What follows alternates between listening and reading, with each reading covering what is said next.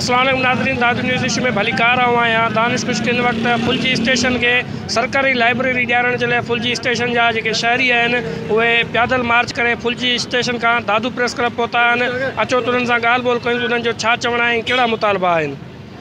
साईं ॿुधाइजो कहिड़ा मुतालबा आहिनि अव्हांजा। साईं असांजो मुतालबो आहे, असां फुलजी स्टेशन शहर खां दादू प्रेस क्लब जो रुख अख्तियार कयो आहे। असां जेको वॾो मुतालबो कोन्हे, असांजो जेको मुतालबो आहे इल्मु अदब सां आहे, माना लाइब्रेरी फुलजी स्टेशन शहर खे लाइब्रेरी ॾिनी वञे।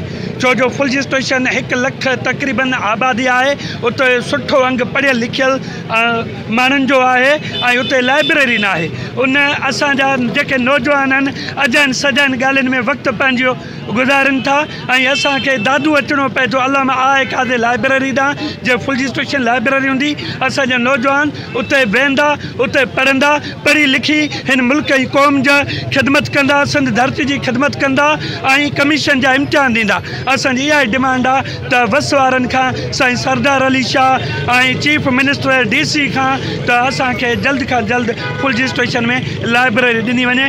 उन तहत असां लॉन्ग मार्च कयो आहे। साईं किथां खां निकिता आहियो, कहिड़ा मुतालबा खणी निकिता आहियो? हाँ, सब खां पहिरीं अवां दोस्तनि जी महिरबानी जो असांजे आवाज़ खे कवरेज करण लाइ हिते पहुता आहियो। असां फुलजी स्टेशन खां निकिता आहियूं ऐं फ़क़ति हिकिड़ी डिमांड खणी आहियूं कुतुब खाने जी लाइब्रेरी जी। ऐं तव्हां दोस्तनि जे तवल सां DC दादू खां इहा घुर कयां थो त असीं अॼु तव्हांजे शहर डिस्ट्रिक्ट हेडक्वार्टर में हिते साफ़ी दोस्तनि वटि पहुता आहियूं ऐं हिननि दोस्तनि जी मार्फत तव्हां खां इहो मुतालबो कयूं था त 80,000 आबादी खां वधीक क्रॉस करे चुकी आहे फुलजी स्टेशन जी हिन वक़्तु आबादी।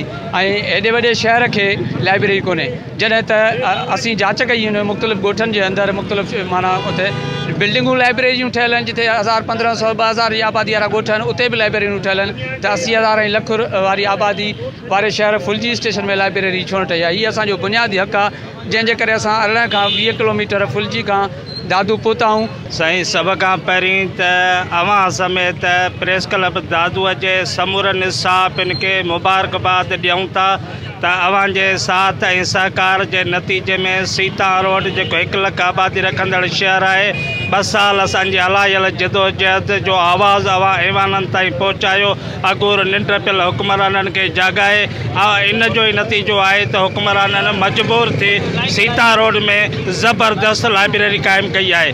अॼु मखदूम वेलफेयर एसोसिएशन जे तरफ़ां उन्हनि जे साथ सां फुलजी स्टेशन खां असां दादू प्रेस क्लब अवां वटि इहा दांह खणी आया आहियूं त हीउ शहर बि लॻभॻि 1 लख आबादी रखंदड़ आहे, लाइब्रेरी खां महरूम आहे। नौजवान सिनोकरनि ते, होटलुनि ते, मंशियात में, जुआ में ऐं क़बाइली दहशतगर्दी में ऐं वॾेरनि जो ओताकनि ते बूट साफ़ करे ॿुहारियूं ॾे ऐं उन्हनि जा अंगण ॿुहारे। सो उन करे असां लिखंदा आहियूं त जीअं अवां सीता रोड खे लाइब्रेरी ॾियारी आहे, ईअं अवां फुलजी स्टेशन के भी दादू जा सहाफ़ी लाइब्रेरी ॾियारियो त जे फुलजी जा नौजवान उहे समाजी बुराइनि खां बची लाइब्रेरी जो रुख कनि ऐं पंहिंजी ज़हनी आबियारी कनि। त जीअं फुलजीअ में बि नवाज़ ज़ुल्फ़िकार भुट्टा, GM सैयद रसूल पलीजा, कामरेड हैदरबस जतोई, बशीर खान कुरैशी, शहीद फाज़िल राहू जहिड़ा वरी किरदार पैदा थियनि, उहे सिंध जी सींध संवारण जे लाइ पंहिंजो बहितर किरदारु अदा करे सघनि। जेकॾहिं हुक्मराननि लाइब्रेरी ॾियण में देरि कई त पोइ सीता वांगुरु इहा जदोजहद बि असां सालनि ताईं हलाईंदासीं। असां हिननि जो ओताकनि ते कोन वेंदासीं, हिननि खे मिंथ मेड़ काफ़िला वठी कोन वेंदासीं।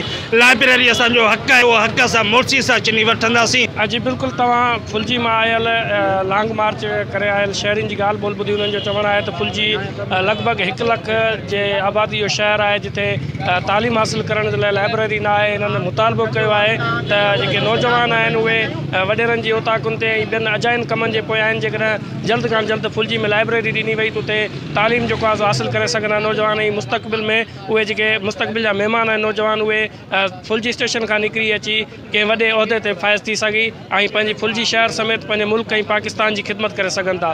हिन सां गॾु ॾींदा इजाज़त कैमरामैन टीम सां गॾु दानिश कुश्क, दादू इशू।